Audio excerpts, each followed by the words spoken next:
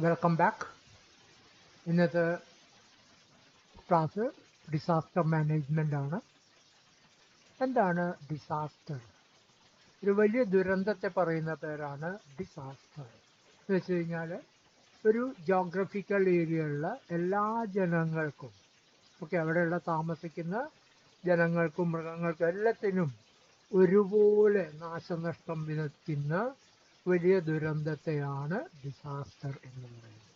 ഒരു വലിയ geographical area തന്നെ വെച്ചും കംപ്ലീറ്റ് ഡിസ്ട്രപ്ഷൻ എന്ന് വെച്ച് കഴിഞ്ഞാൽ ഭൂമിയുടെ അവസ്ഥ, അവർ താമസിക്കുന്ന സ്ഥലങ്ങൾ, കൃഷി കാര്യങ്ങൾ എല്ലാത്തിനും നാശനഷ്ടം വരുന്ന രീതിയിലുള്ള വലിയ തോതിലുള്ള ഒരു വിനാശത്തെയാണ് ഡിസാസ്റ്റർ എന്ന് പറയുന്നത്.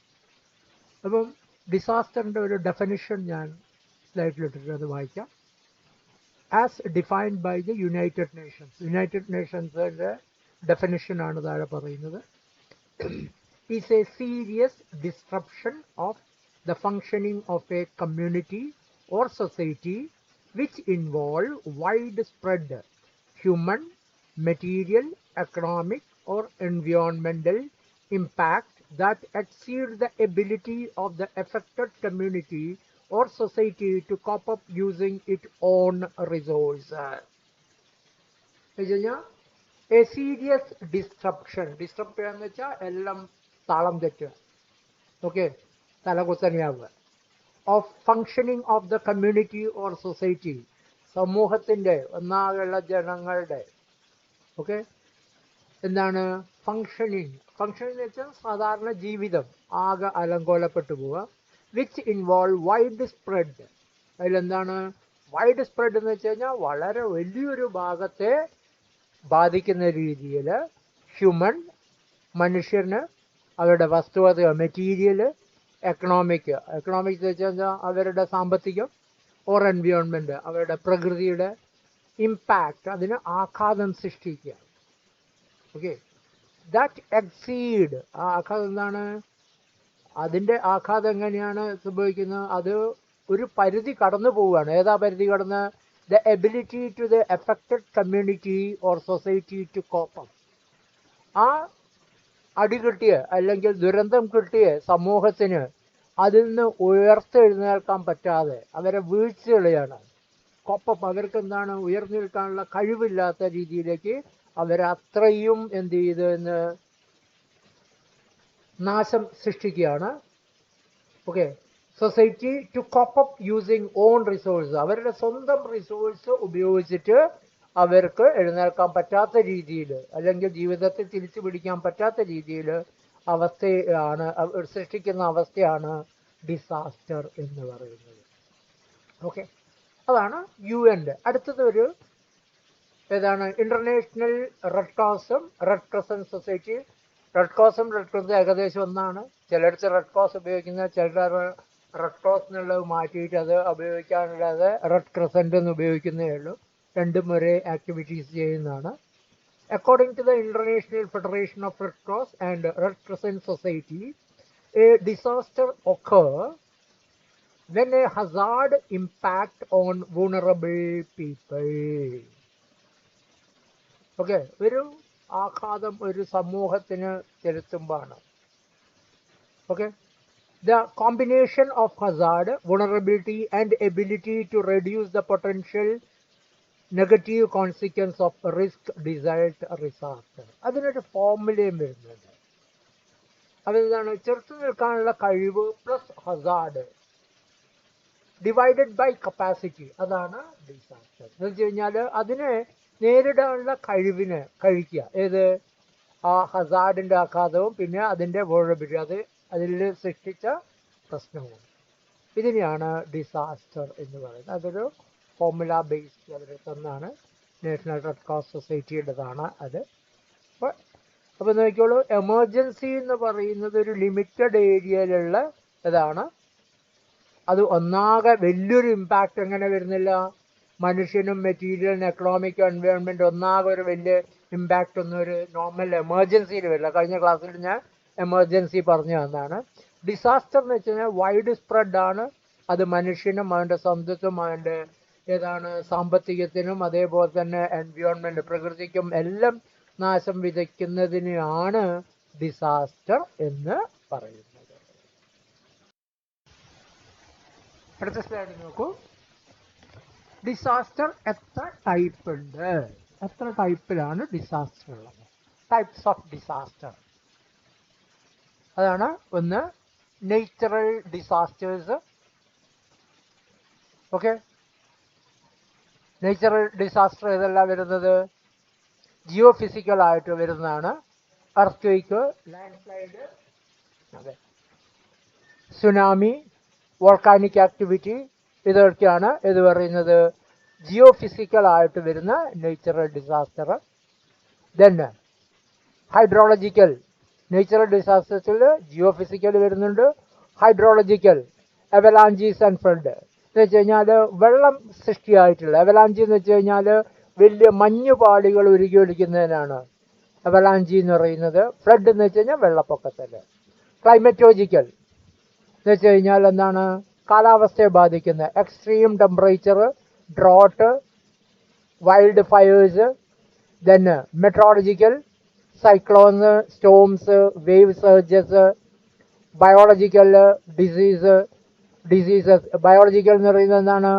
പകർച്ചവ്യാധികൾ, കാര്യങ്ങൾ, disease, epidemics, insect, animal plague കാര്യങ്ങൾ. ഇപ്പം നമ്മൾ ഒരു കൊറോണയുടെ അനുഭവിക്കുന്ന പോലെ അതൊരു ബയോളജിക്കൽ ഇതാണ്. ഓക്കെ, ഇതാണ്. അപ്പം നേച്ചുറൽ ഡിസാസ്റ്റർ എന്നും മാൻമെയ്ഡ് ഡിസാസ്റ്റർ എന്നും രണ്ട് വിഭജനമാണുള്ളത്. അതിൽ നേച്ചുറൽ ഡിസാസ്റ്ററിനെ വീണ്ടും സബ് ഹെഡിൽ വെച്ചിട്ടുണ്ട്. നിങ്ങൾക്ക് നേച്ചർ ചോദിച്ചു കഴിഞ്ഞാൽ ഇതൊക്കെ പറയാം, പക്ഷേ അതിന് വീണ്ടും ഒരു ക്ലാസിഫൈ രീതിയിൽ ഞാൻ നിങ്ങൾക്ക് പറഞ്ഞതാണ്. ജിയോ ഫിസിക്കൽ ഉണ്ട്, ഹൈഡ്രോളജിക്കൽ ഉണ്ട്, ക്ലൈമറ്റോളജിക്കൽ ഉണ്ട്, മെട്രോളജിക്കൽ ഉണ്ട്, ദെൻ ബയോളജിക്കൽ ഉണ്ട്. ഓക്കെ, ഇതാണ് ഇതിൽ വരുന്നത്. ടൈപ്പ് ഓഫ് ഹസാർഡിൻ്റെ കണ്ടിന്യൂ ആണ്. എന്നുവെച്ചാൽ രണ്ടാമത്തെ നേച്ചുറൽ ഡിസാസ്റ്റർ കഴിഞ്ഞ് കഴിഞ്ഞാൽ രണ്ടാമത്തെ വരുന്നതാണ് മാൻമെയ്ഡ് ഡിസാസ്റ്റേഴ്സ്. അതിൽ വരുന്നത് എൻവയോൺമെൻ്റൽ ഡിഗ്രഡേഷൻ എന്ന് വെച്ച് കഴിഞ്ഞാൽ പ്രകൃതിക്ക് സൃഷ്ടിക്കുന്ന ആഘാതങ്ങൾ മനുഷ്യൻ. കാരണം ഏതാണ്? മലയൊക്കെ ഇടിച്ച് പൊളിച്ച് പോയി, നദികളൊക്കെ നിരത്തി ആകെ ഒന്നുമില്ലാതെ എന്ത് ചെയ്യാണ്? പ്രകൃതിയുടെ തുലനാവസ്ഥ നഷ്ടപ്പെടുത്തുന്ന രീതിയിലുള്ള ആക്ടിവിറ്റീസ്. കാടുകളൊക്കെ നശിപ്പിക്കുക, മലകളും കുന്നുകളും ഒക്കെ ഇടിച്ച് നിരത്തുക, ഇങ്ങനെ പ്രകൃതി ആഘാതം സൃഷ്ടിക്കുന്ന എൻവയോൺമെൻ്റൽ ഡിഗ്രഡേഷൻ. രണ്ടാമത്തേത് പൊല്യൂഷൻ.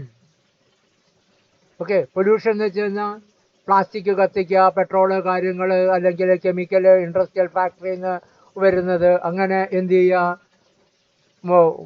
വായു, ജലം, മണ്ണ് ഇതിനെ നശിപ്പിക്കുന്നതിനാണ് പൊല്യൂഷൻ എന്ന് പറയുന്നത്. പിന്നെ വരുന്നത് ആക്സിഡൻ്റ് കൂടെ വരുന്നത്. ഓക്കെ, ഫയർ ആക്സിഡൻ്റ് കാര്യം, ആക്ടിവിറ്റീസ് കൂടെ തീപിടുത്തങ്ങൾ കാര്യങ്ങളും ഇതൊക്കെ ഉണ്ടാവുന്നതിൽ ഡിസാസ്റ്റേഴ്സ് വരിക. പിന്നെ വേറെ എന്താണ്? ആൻറ്റി സോഷ്യലായിട്ട് വരുന്നത് ഏതാണ്? പർപ്പസ്ഫുള്ളായിട്ട് ഏതാണ്? ബോംബ് കാര്യങ്ങൾ ഇതൊക്കെ വെച്ച് വാറ് കാര്യങ്ങളൊക്കെ നടത്തുന്നതിനെയാണ് ഇത് മാൻമെയ്ഡ് എന്ന് പറയുന്നത്. ആൻഡ് പിന്നെ ടെററിസം ഒരു മാൻമെയ്ഡ് ആക്ടിവിറ്റീസാണ്. ഓക്കെ, ഡിസാസ്റ്റർ അതെന്താണ്? ഒന്നാകെ മനുഷ്യനെ കൊന്നെടുക്കുക, കാര്യങ്ങൾ ബോംബ് വെച്ചത് ചെയ്യുക, ഇതൊക്കെ ആണ് ഇതിൻ്റെ ഇത് വരുന്നത്.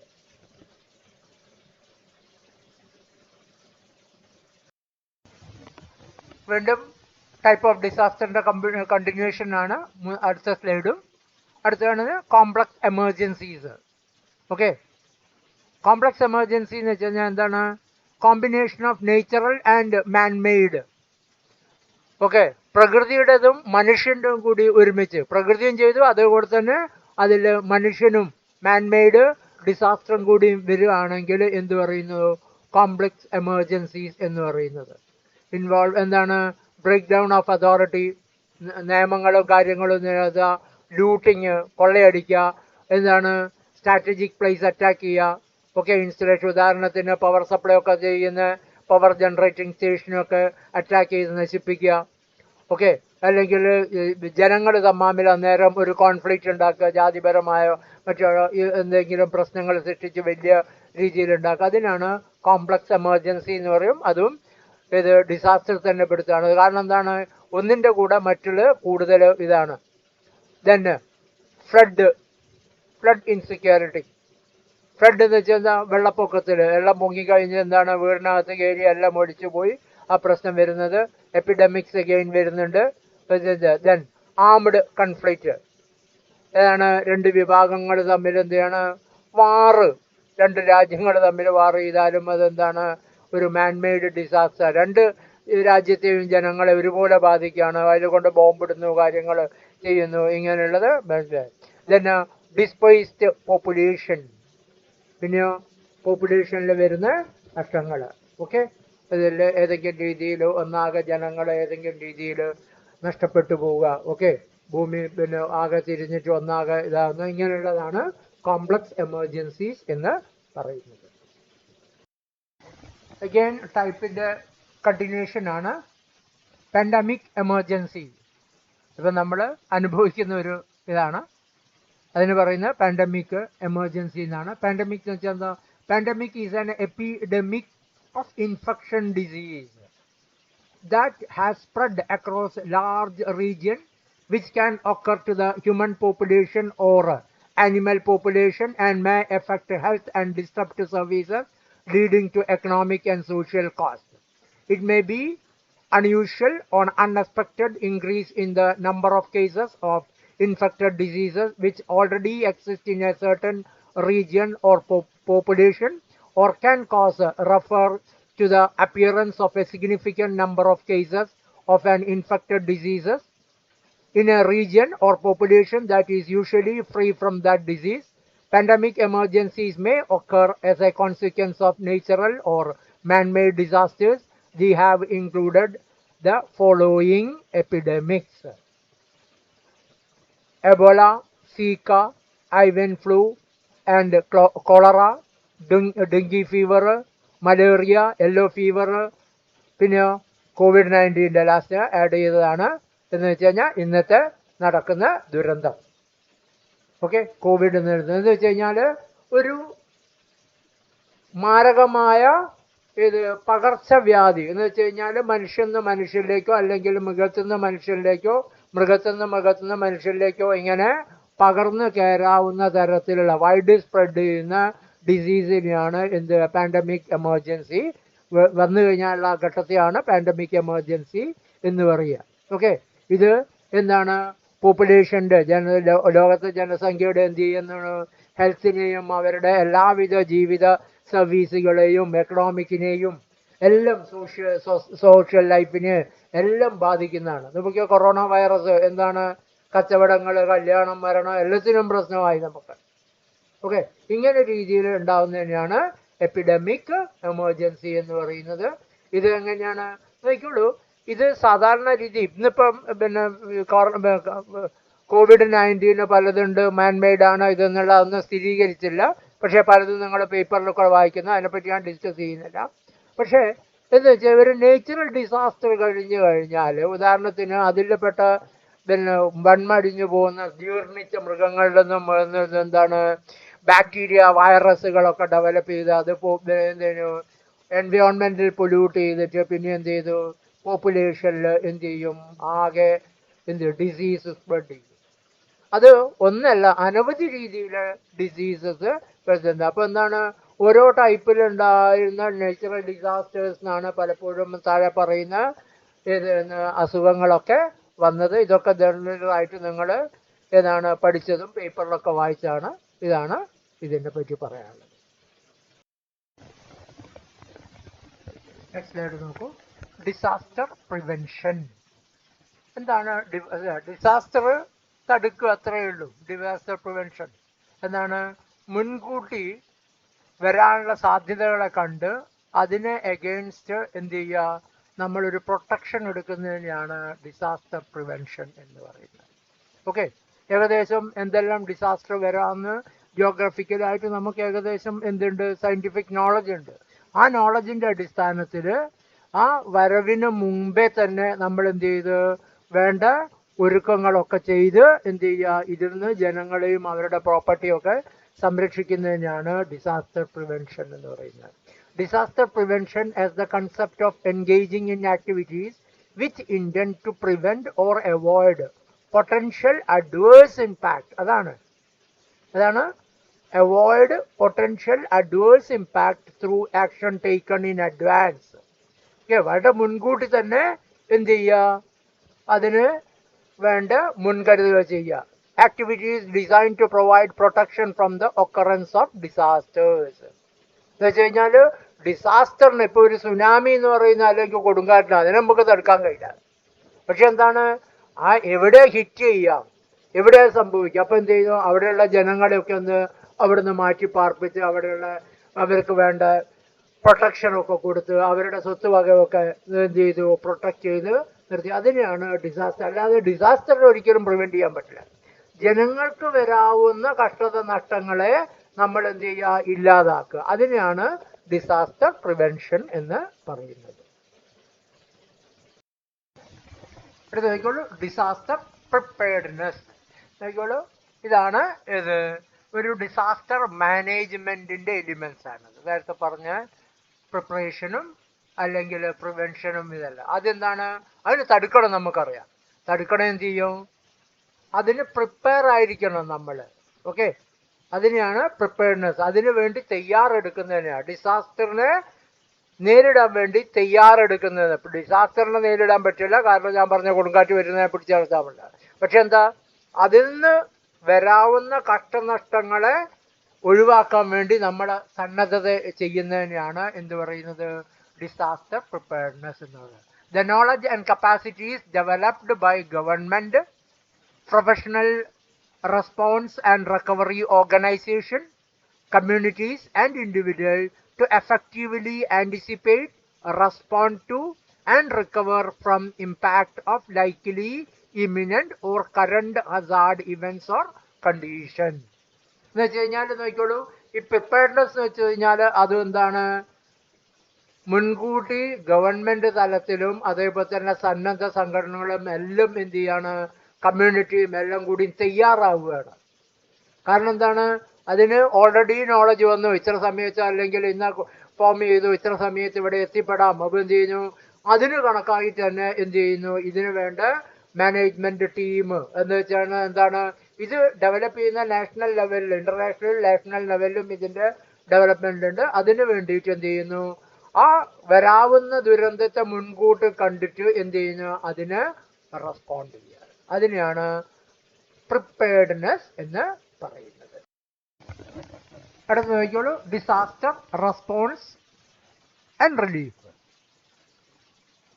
ഏതാണ്, the provision of emergency service and public assistance during or immediately after a disaster in order to save lives, reduce health impact, ensure public safety and meet the basic subsistence need of people affected.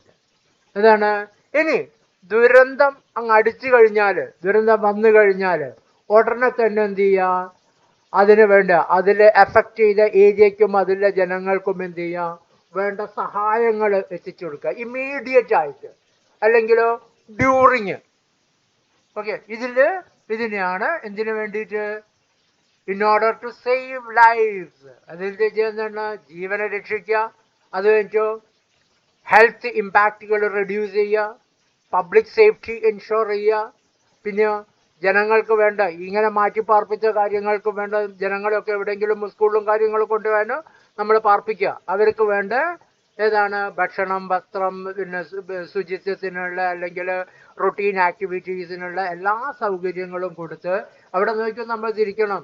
മുതിർന്നവരുണ്ട്, പിന്നെ വയസ്സന്മാരായവരുണ്ട്, ചെറിയ മക്കളുണ്ട്. അത് രണ്ടുപേരെയാണ് ആദ്യം importance. പിന്നെ അതിൻ്റെ ഇടയ്ക്കാണ് middle ഏജും കാര്യങ്ങളും ഒക്കെ വരുന്നത്, യങ്സ്റ്റേഴ്സ്. അപ്പം അതിൻ്റെ ആ കരുത്തും ഹെൽത്ത്നെസ് അനുസരിച്ച് എന്ത് ചെയ്യും, അവരുടെ റിക്വയർമെന്റ് മീറ്റ് ചെയ്യുന്നതിനാണ് റെസ്പോണ്ട് ചെയ്യുക, അതിനെ പ്രതികരിക്കുക. അതാണ് ഡിസാസ്റ്റർ വന്നു കഴിഞ്ഞാൽ അതിനെ നേരെ പ്രതികരിക്കുന്നതിനെയാണ് എന്ത്, അല്ലെങ്കിൽ റിലീഫ് ആക്ടിവിറ്റീസ് കണ്ടക്ട് ചെയ്യുന്നതിനെയാണ് ഡിസാസ്റ്റർ റെസ്പോണ്ട് എന്ന് പറയുന്നത്. അടുത്ത സ്ലൈഡ്, ഡിസാസ്റ്റർ റിക്കവറി. ഓക്കെ, എന്താണ്, ഒരിക്കൽ സംഭവിച്ചു കഴിഞ്ഞാൽ അവരെ തിരിച്ചു കൊണ്ടുവരണം. ഓക്കെ, വീണവരെ എഴുന്നേൽപ്പിച്ച് കൊണ്ടുവരിക. അതിനെയാണ് disaster recovery. disaster recovery refers to those programs which go beyond the provision of immediate relief to assist those who have suffered the full impact of disaster and include the following activities. ആ relief മാത്രം പോരാ, അതിനുശേഷം അവരെ വീണ്ടും പുനർവിന്യസിക്കണം, അവരെ തിരിച്ച് അവരുടെ ജീവിതത്തിൽ എത്തിച്ചു കൊടുക്കുക. അല്ലാതെ എവിടെയും കൊണ്ടിട്ടിട്ട് കഴിഞ്ഞു ഇനിയിപ്പോൾ നിങ്ങൾ ഇഷ്ടത്തിന് നടന്നു എന്നല്ല. അവരെ വീണ്ടും ജീവിതത്തിലേക്ക് തിരിച്ചു കൊണ്ടുപോകേണ്ട എല്ലാ സഹായ സഹകരണവും നമ്മൾ ചെയ്തു കൊടുക്കണം. അന്നേരത്തെ ഭക്ഷണം പോരാ, പിന്നെ അവരെന്താണ്, ഇപ്പൊ കടൽ തീരത്ത് താമസിക്കുന്നവരാണ്, അവരുടെ എന്താണ് കൂടുതലും എന്താണ് പിന്നെ മത്സ്യബന്ധനമായിട്ട് ജീവിക്കുന്നവരാ, അവരുടെ വള്ളം പിന്നെ തോണി ഇതൊക്കെ നശിച്ചു പോയിട്ടുണ്ടാവും. ഓക്കെ, പിന്നെ അവരുടെ വീടുകളും അധികവും എന്ന് വെച്ച് കഴിഞ്ഞാൽ ഇങ്ങനെയുള്ള മത്സ്യബന്ധനത്തിന് വരുന്നവരുടെ വീടുകൾ അതിനോട് തൊട്ടാ. കാരണം എന്ന് വെച്ച് കഴിഞ്ഞാൽ എപ്പോഴും വന്ന് പോകാനുള്ള ട്രാൻസ്പോർട്ടേഷനും ഇതും അതിൻ്റെ പിന്നെ തോണിയൊക്കെ സംരക്ഷിക്കുന്ന കാറ്റും ഇതൊക്കെ വന്നു കഴിഞ്ഞാൽ പെട്ടെന്ന് വലിച്ചു കയറ്റാനോ എപ്പോഴും അവർ സന്നദ്ധ അവിടെ. അപ്പോൾ അതൊക്കെ അവർക്ക് നഷ്ടപ്പെട്ടിട്ടുണ്ടാവും. അതിനെയൊക്കെ തിരിച്ച് കൊണ്ടുവന്ന് അവരൊരു നോർമൽ ലൈഫിലേക്ക് എത്തിക്കണം. അതിനാണ് ഡിസാസ്റ്റർ റിക്കവറി എന്നത്. അതിലെന്താണ് ആക്ടിവിറ്റീസ്? റീബിൽഡിങ് ഇൻഫ്രാസ്ട്രക്ചർ, അടിസ്ഥാന സൗകര്യങ്ങൾ വീണ്ടും അവിടെ കെട്ടിപ്പോയി, എല്ലാം നശിച്ചു പോയാണ്. എന്തെല്ലാണ്? ഹോം, സ്കൂള്, ഹോസ്പിറ്റൽ, റോഡ് ഇതൊക്കെ വീണ്ടും പണിയേണ്ടത്, ഇതൊക്കെ പോയിട്ടുണ്ടാവും. പിന്നെ ഹെൽത്ത് കെയർ ആൻഡ് റീഹാബിലിറ്റേഷൻ. പിന്നെ പലർക്കും ഏതാണ് വീട് വിട്ട് താമസിച്ചു എന്നാണ് ഞാൻ പറഞ്ഞ 3 ഗ്രേഡ് ആക്കി തരുന്നുണ്ട്. യങ്സ്റ്റർ ചൈൽഡ്, പിന്നെ ഇൻഫാൻസ് ഉണ്ട്, കുട്ടികളുണ്ട്, അത് കഴിഞ്ഞാൽ വെരി ഓൾഡ് പീപ്പിൾ ഉണ്ട്, പിന്നെ മിഡിൽ ഏജ് പീപ്പിൾ ഉണ്ട്. അവരുടെ ആരോഗ്യപരമായ കാര്യങ്ങളും ഒക്കെ ഉണ്ട്. അതിൽ അസുഖമായിട്ട് കിടക്കുന്നവരുണ്ടാവും, ഈ കാരണത്തിൽ അസുഖം വന്നവരുണ്ടാവും, അങ്ങനെ പല പ്രശ്നങ്ങളും ആയിട്ട് ചെന്നാണ്. Then development activities. പിന്നെ ഇനിയിപ്പം അവരുടെ ഏതാണ് ജീവിതം പരിപോഷിക്കാൻ വേണ്ടിയിട്ട് ചില പ്രക്രിയകൾ നമ്മൾ ചെയ്യാം. അവർക്ക് തൊഴിലും കാര്യങ്ങളും ചെയ്യുന്ന റേഷനോ കാര്യങ്ങൾ ഒക്കെ. ഇനിയിപ്പം ജോലിക്ക് പോകാൻ കഴിയുന്നതിൽ എന്ത് ചെയ്തു, കാശൊക്കെ കൊടുക്കണം ഡെയിലി ഇതായിട്ടുള്ള. അപ്പോൾ അങ്ങനെയുള്ള ഹ്യൂമൻ റിസോഴ്സ് ഫോർ ഹെൽത്തിൻ്റെ ആരോഗ്യം സംരക്ഷിക്കാൻ എന്താണ്, ആരോഗ്യം നിലനിർത്തിക്കാൻ കഴിഞ്ഞാൽ അവന് മുന്നോട്ട് ജീവിക്കാൻ പറ്റുള്ളൂ. അവന് അതിന് വേണ്ട എല്ലാ കാര്യങ്ങളും ചെയ്യുക. Then development policies and practices to avoid and mitigate similar situation in future. ഇനിയോ ചിലപ്പോൾ അത് ആദ്യമായിട്ട് സംഭവിക്കുന്നതാണെങ്കിൽ മുന്നൊന്നുമല്ല, അതിനെ ഒരു എക്സാമ്പിൾ ആക്കി എടുത്ത് പിന്നെ എന്താണ് ഇതുപോലുള്ള കാര്യങ്ങൾ വന്നു കഴിഞ്ഞാൽ എന്തെല്ലാം ചെയ്യുന്നുണ്ട് അതിൻ്റെ ഒരു പ്രോഗ്രാം അല്ലെങ്കിൽ പോളിസിയും പ്രാക്ടീസും സൃഷ്ടിക്കുക. ഇത്രയാണ് റിക്കവറിയിൽ വരുന്നത്. അത് നോക്കിയോളൂ, ഡിസാസ്റ്റർ മാനേജ്മെന്റ് ഒരു സൈക്കിൾ ഞാൻ ഒരു പിക്റ്റോഗ്രാമിൽ കാണിച്ചിരിക്കുകയാണ്. ഓക്കെ, ഇതൊരു റൊട്ടേറ്റിംഗ് വീല് പോലെയാണ്. ഓക്കെ, അതാണ് അത് എവിടുന്നാണ് ഡിസാസ്റ്റർ റിസ്ക് മാനേജ്മെന്റ് സൈക്കിൾ എന്ന് പറയുന്നത്. അതിന് എന്താണ് ആദ്യം prevention and mitigation, then preparedness. ആ സമയം പ്രിപ്പയർ ചെയ്ത് നമ്മൾ നിൽക്കും. ഏത് സമയം? ഡിസാസ്റ്റർ വന്നു കഴിഞ്ഞാൽ. ഓക്കെ, ഡിസാസ്റ്റർ സംഭവിച്ചു കഴിഞ്ഞാൽ ഉടനെ തന്നെ എന്ത് ചെയ്യുക, അതിന് റെസ്പോണ്ട് ചെയ്യുക. പിന്നെയോ അവരെ സംരക്ഷിച്ച് കാര്യം പിന്നെ എന്ത് കഴിഞ്ഞാൽ റിക്കവർ ചെയ്ത് റീഹാബിലിറ്റ് ചെയ്ത് അവരെ തിരിച്ച് ജീവനിലേക്ക് എത്തിക്കുക. അത് കഴിഞ്ഞില്ല, പിന്നെ എന്താണ് വരാവുന്ന ഇനി എന്തെങ്കിലും വേറെ വരാവുന്ന ദുരന്തങ്ങളുണ്ട്, അതിന് വീണ്ടും പ്രിപ്പയർ ചെയ്യുക. ഇതൊരിക്കലും നിൽക്കുന്നില്ല. എന്നിട്ടോ പ്രിവെന്റ് മിറ്റിഗേഷൻ മെഷേഴ്സ് എപ്പോഴും എടുത്തുകൊണ്ടിരിക്കുക. ഓക്കെ, അതിൻ്റെ പ്രിപ്പയർനെസ് ഈ സമയം തയ്യാറായിട്ട് ഈ സൈക്കിള് ഒരു ഏതാണ് ഒരു റൊട്ടേറ്റിംഗ് വീല് പോലെയാണ്. ഇതാണ് ഒരു റിസ്ക് അല്ലെങ്കിൽ ഡിസാസ്റ്റർ റിസ്ക് മാനേജ്മെന്റിന്റെ ഒരു സൈക്കിൾ ഇവന്റ്. അത് ഞാൻ നേരത്തെ നിങ്ങൾക്ക് ഒരു സ്റ്റെപ്പ് ബൈ സ്റ്റെപ്പ് പറഞ്ഞു തന്നു. ഇനിയിപ്പോൾ അതിന്റെ സൈക്കിളും കാണിച്ചു. ആയിക്കോളൂ, ഡിസാസ്റ്റർ മാനേജ്മെന്റിന്റെ തന്നെ പിക്റ്റോഗ്രാം തന്നെയാണ്, വേറെ രീതിയിലുള്ള. അത് അനവധി ഏജൻസീസ് അനവധി രീതിയിൽ ഇതിനെ ഡിസ്ക്രൈബ് ചെയ്ത് നോക്കിയോ. നേരത്തെ എന്താണ് പിന്നെ ഇത് മിറ്റിഗേഷൻ റിക്കവറി എന്നെല്ലാം പറഞ്ഞു. ഇവിടെ എന്താണ് മിറ്റിഗേഷൻ, പ്രിപ്പറേഷൻ, റെസ്പോൺസ്, റിക്കവറി. ഇത് തിരിഞ്ഞുകൊണ്ട് വെക്കുന്നു. ഓക്കെ, UN ഒരു പിന്നെ മാനേജ്മെന്റ് സൈക്കിൾ ഉണ്ട്, റെഡ് ക്രോസ് കാര്യങ്ങൾ ചെയ്യുന്നുണ്ട്. ഓക്കെ, ഇങ്ങനെ അനവധി രീതിയിൽ പല ഇതിലുണ്ട്. പക്ഷെ ഏകദേശം എല്ലാം തന്നെയാണ്. ഡിസ്ക്രിപ്ഷനും കാര്യങ്ങളും ഉപയോഗങ്ങളും basically all are same.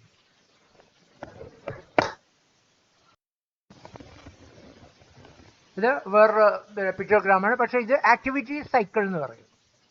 Okay, ഉള്ളില് എലിമെന്റ്സ് കാണാൻ നിങ്ങൾക്ക് ഏതാണ്? പ്രിപ്പയർനെസ്, ഡിസാസ്റ്റർ വന്നു, പിന്നെ star, response, recovery, mitigation, preparedness, ഇതാണ്. ഇതിൽ ഓരോന്നും ഇതില് അതെന്താണ്, എങ്ങനെയാ ചെയ്യുന്നത്? ആദ്യം എന്താണ്? റിസ്ക് ഐഡന്റിഫിക്കേഷൻ എന്നാണ് അവിടെ സ്റ്റാർട്ട് ചെയ്യുക നിങ്ങൾക്ക്. റിസ്ക് ഐഡന്റിഫിക്കേഷൻ, റിസ്കിനെ അനലൈസ് ചെയ്യണം എന്ന് വെച്ച് കഴിഞ്ഞാൽ വരാൻ പോകുന്ന ദുരന്തത്തെ അറിയണം. ആ ദുരന്തത്തിന് എന്ത് ചെയ്യണം? നമ്മൾ വിശകലനം ചെയ്യണം. ആ റിസ്കിനെ അപ്രൈസ് ചെയ്യണം, കൂടുതൽ വിലയിരുത്തലിന് ബാധകമാക്കണം. പിന്നെ ലാൻഡ് യൂസ് പ്ലാനിങ്. ഇനിയിപ്പോൾ എന്താണ് ഇവിടെ സംഭവിച്ചു കഴിഞ്ഞാൽ ഇവരെ കൊണ്ട് പാറ്റിപ്പാർപ്പിക്കലും കാര്യങ്ങൾക്കൊക്കെ സ്ഥലവും കാര്യങ്ങളൊക്കെ നമ്മുടെ നാട്ടിലെന്താ ചെയ്യുന്നത്? നിയറസ്റ്റ് സ്കൂള് ഉപയോഗിക്കും. തൽക്കാലത്തേക്ക് പിന്നെ എന്താണ് സ്കൂളും കാര്യങ്ങളൊന്നും പിന്നെ വേണ്ടാന്ന് വെക്കും. ഓക്കെ, എന്നിട്ട് അത് കഴിയുന്നവരെ അതിൽ നമ്മൾ ഓടും. അപ്പോൾ എവിടെയൊക്കെയാണ് സ്ഥലങ്ങൾ, അതിൻ്റെ റിസോഴ്സ് ഉപയോഗിക്കേണ്ടതെന്നുള്ളത് നമ്മൾ ആദ്യമേ പ്ലാൻ ചെയ്യണം. അതിനുള്ള ട്രാൻസ്പോർട്ടേഷനോ കാര്യങ്ങൾ വേണ്ടതാണ്. ഓക്കെ, അത് ടെക്നിക്കൽ പ്രൊവിഷൻ ഉണ്ട്, മറ്റുള്ള പിന്നെ ഇലക്ട്രിസിറ്റി കാര്യങ്ങൾ, ടോയ്ലറ്റ് ഫെസിലിറ്റീസ്, ഇങ്ങനെ പിന്നെ കിടക്കാനുള്ള ബെഡ് കാര്യം, അങ്ങനെ അനവധി റിക്വയർമെൻ്റ് ഉണ്ട്. ടെക്നിക്കലായിട്ടുള്ള പല ഇത് വരുന്നുണ്ട്, അതൊക്കെ മീറ്റ് ചെയ്യണം. പിന്നെയോ കപ്പാസിറ്റി ബിൽഡിങ്. ഓക്കെ, അവരെ ഉൾക്കൊള്ളാനുള്ള ഇത് വേണം. ദെൻ എമർജൻസി വേണം. പിന്നെ അത് നടക്കുമ്പോൾ ഈ കാര്യങ്ങളൊക്കെ ശരിയായ രീതിയിലാണോ നടക്കുന്നതെന്നുള്ളത് മോണിറ്റർ ചെയ്തുകൊണ്ട് ഒരു ഡിസാസ്റ്റർ അടിച്ചു കഴിഞ്ഞാൽ വരാൻ പോകുന്നത് ജനങ്ങൾക്ക് മുൻകൂട്ടി ഏർലി വാർണിംഗ് കൊടുക്കണം. നിങ്ങൾക്ക് കാണാം, പിന്നെ ലോക്കലായിട്ടുള്ള വില്ലേജ് ഓഫീസിലൊക്കെ പോയി കഴിഞ്ഞാൽ ഒരു സ്പീക്കറും സെറ്റും ഇതൊക്കെ നിങ്ങൾക്ക് കാണാം, റേഡിയോ ഇതിൽ പിന്നെ മുൻകൂട്ടി വാർണിംഗ് കൊടുക്കാനായിട്ടൊക്കെ ഉണ്ടാക്കി വെച്ചു. അതാണ് ഏർലി വാർണിംഗ്. ഒന്നുമില്ലെങ്കിൽ എന്താണ്, ജീപ്പ് കൊണ്ടുപോയിട്ട് അനൗൺസ് ചെയ്യുന്നു, റേഡിയോ TV എന്നിൽ അനൗൺസ് ചെയ്യുന്നു. ഓക്കെ, ആ എഫക്റ്റിംഗ് ഏരിയയെ എവിടെയാണോ ഹിറ്റ് ചെയ്യാൻ പോകുന്നത് ആ ഏരിയയിൽ എന്ത് ചെയ്യുന്നു? പോലീസും സന്നദ്ധ സേനകളും ഒക്കെ ഇറങ്ങിയിട്ട് എന്താണ് അവിടെ തന്നെ ട്രാൻസ്പോർട്ട് കാര്യങ്ങൾ കൊണ്ടുപോയി ജനങ്ങളെ ഒഴിവാക്കുന്നു, കാര്യങ്ങൾ ചെയ്യുന്നു, അവരെ എൻഗേജ്മെന്റ് ആയിട്ട് പ്രത്യേകം സ്ഥലത്ത് എത്തിക്കുന്നു. ഓക്കെ, വാർണിംഗ് കൊടുത്തു. പിന്നെയോ ഹിറ്റ് ചെയ്ത് കഴിഞ്ഞു. ഹിറ്റ് ചെയ്ത് കഴിഞ്ഞാൽ എന്താണ്? മാറ്റിക്കഴിഞ്ഞാൽ ഇനിയിപ്പോൾ ആർക്കെങ്കിലും എന്തേ പറ്റിയിട്ടുണ്ടോ, ആരെങ്കിലും കുടുങ്ങിയിട്ടുണ്ടോ? എല്ലാവരും പോവില്ല. ഒരുവിധം ആൾക്കാരൊക്കെ അവിടെ നിൽക്കും, സന്നദ്ധ സേനകളിലും. ആ സന്നദ്ധ സേനകൾക്കും കാര്യങ്ങൾക്കും പ്രശ്നം പറ്റുക, അവരുടെ ആക്ടിവിറ്റീസിന് പ്രശ്നം പറ്റുക. അപ്പം എന്ത് ചെയ്യും? അവിടെയുള്ള സെർച്ചും റെസ്ക്യൂവും. സെർച്ച് ചെയ്യാന്ന് വെച്ചാൽ എന്താ? പിന്നെ തുഴഞ്ഞ് പരിശോധിക്കുക. പിന്നെയോ അപകടത്തിൽപ്പെട്ടവരെ എന്ത് ചെയ്യുക? രക്ഷപ്പെടുത്തുക.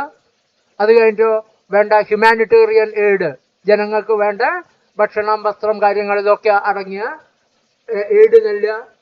Okay, then image assessment. അത് ഇമേജ് അല്ല, ഡാമേജ് ആണ്, DAMAGE. അത് അതിൽ കുടുങ്ങിപ്പോയി. ഓക്കെ, ഡാമേജ് അസസ്മെന്റ് എന്ന് വായിക്കണം അത്. ഓക്കെ, എന്ന് വെച്ച് കഴിഞ്ഞാൽ നാശനഷ്ടം ഒന്ന് വിലയിരുത്തും, എത്ര കോടി നഷ്ടം പറ്റുമോ, ഇനിയിപ്പം ജനങ്ങൾക്ക് എങ്ങനെ ചെയ്യും, ബിൽഡിങ് പോയോ, കാരണങ്ങൾ, എന്നിട്ടാണ് പുതിയ വീടുകൾ ഉണ്ടാക്കി കൊടുക്കുക, ആരോ ഇതൊക്കെ അതൊക്കെ ഒന്ന് അസസ്മെന്റ് ചെയ്യണം. പിന്നെയോ പുനർവിന്യസിപ്പിക്കണം. അവരെ വീടൊക്കെ പിന്നെ നഷ്ടപ്പെട്ട് ഒന്നുമില്ലെങ്കിൽ വീടെല്ലാം പോയി ഒന്നുമില്ല, അവരെന്ത് ചെയ്യണം? പുതുതായ പാർപ്പിട സൗകര്യങ്ങളൊക്കെ കൊണ്ടുകൊടുത്ത് അവരെ അവിടെ നമ്മൾ പിന്നെ പുതിയ ജീവിതത്തിലേക്ക് എത്തിക്കണം. അതിനാണ് റീഹാബിലിറ്റേഷനാണ്. റീഹാബിലിറ്റേഷൻ അല്ല അത്. അതിലെ സ്ലൈഡിൽ എനിക്കിവിടെ പിന്നെ 6 കാണുന്നില്ല. ഓക്കെ, റീഹാബിലിറ്റേഷൻ എന്ന് വായിക്കണം. പിന്നെയോ ഇനിയും എല്ലാ സ്കൂളുകൾ, കാര്യങ്ങൾ, അവർക്ക് വേണ്ട ഏതാണ് ഹോസ്പിറ്റലൊക്കെ ഉണ്ടോ, എല്ലാം പോയിട്ടുണ്ടാവും അവിടെയുള്ള. അതൊക്കെ എന്ത് ചെയ്യണം? റീകൺസ്ട്രക്ട് ചെയ്യുക. ഓക്കെ, എന്നിട്ട് പഴയ സ്ഥിതിയിൽ എത്തിക്കുക. ഇതാണ് മാനേജ്മെന്റ് സൈക്കിളിലെ ആക്ടിവിറ്റീസ് എലിമെന്റ് ആണ് ഞാൻ ഈ ലാസ്റ്റിൽ സ്ലൈഡ് കാണിച്ചത്. ഓക്കെ, അപ്പം ഒരു ഡിസാസ്റ്റർ എന്താണ്, അതിൻ്റെ ഡെഫിനിഷൻ എന്താണ്, എത്ര ടൈപ്പ് ഡിസാസ്റ്റർ ഉണ്ട്, ഡിസാസ്റ്ററിന് എന്ത് ചെയ്യുന്ന, ഡിസാസ്റ്റർ നേരിടുക എന്ന് പറഞ്ഞാൽ സിംഗിൾ ഒരു ഓർഗനൈസേഷൻ ഒന്നും കാണില്ല. ചിലപ്പോൾ ഡിസാസ്റ്ററൊക്കെ വിട്ടു കഴിഞ്ഞാൽ ലോകരാഷ്ട്രം, മറ്റുള്ള രാഷ്ട്രങ്ങളിൽ നിന്ന് വന്നിട്ടാണ് ഭക്ഷണവും വെള്ളവും കാര്യവും മെഡിസിനും ഒക്കെ എത്തുന്നത്. നോക്കിക്കോളൂ, നമ്മുടെ രാജ്യത്ത് തന്നെ നമ്മളത് പ്രിപ്പയർ ചെയ്യുന്നുണ്ട്. കാരണം എന്താണ്? നമ്മുടെ രാജ്യത്തും അതേപോലെ തന്നെ വേറൊരു രാജ്യത്ത് എന്തെങ്കിലും സംഭവിച്ചു കഴിഞ്ഞു കഴിഞ്ഞാൽ അവർക്ക് കൊടുക്കാനുള്ള ഇമ്മീഡിയറ്റ് അസിസ്റ്റൻസിന് വേണ്ടിയിട്ടുള്ള മെഡിസിന്, ഫുഡ്, കാര്യങ്ങൾ, ക്ലോത്തിങ്ങും ഇതൊക്കെ എന്ത് ചെയ്യുന്നുണ്ട്? നമ്മൾ മുൻകൂട്ടി തയ്യാറാക്കി വെക്കുന്നുണ്ട്. ആവശ്യാനുസരണം അതിൻ്റെ ട്രാൻസ്പോർട്ടേഷൻ എങ്ങനെയാണ് ഇത് അയക്കേണ്ടത്, എങ്ങോട്ട് അയക്കേണ്ടത്, എല്ലാ പ്ലാനിങ്ങും ചെയ്തു വെച്ചിട്ടുണ്ട്. ഇത് എന്തെങ്കിലും ഹിറ്റ് ചെയ്ത് വന്നു കഴിഞ്ഞാൽ ഉടനെ നിന്നു ഇവിടെ ശത്രുതാ മനോഭാവമൊന്നുമില്ല. ഉടനെ തന്നെ എന്ത് ചെയ്യാണ്, ആ എഫക്റ്റ് ചെയ്ത് ജനങ്ങളിലേക്ക് അത് എത്തിക്കുന്നു, അവർക്ക് വേണ്ട സഹായ സഹകരണങ്ങൾ എത്തിക്കുന്നു. അപ്പം ഇതൊരു വലിയ എന്താണ് നാഷണൽ ആൻഡ് ഇന്റർനാഷണൽ ലെവലിലെ മ്യൂച്വൽ എയ്ഡഡ് ആക്ടിവിറ്റിയാണ്. സിംഗിൾ ആയിട്ട് ആർക്കും ഒന്നും ചെയ്യാൻ പറ്റില്ല. ഓക്കെ, പോലീസും പട്ടാളം എല്ലാം ഇതിൽ ഇൻവോൾവ്, സിവിലിയൻ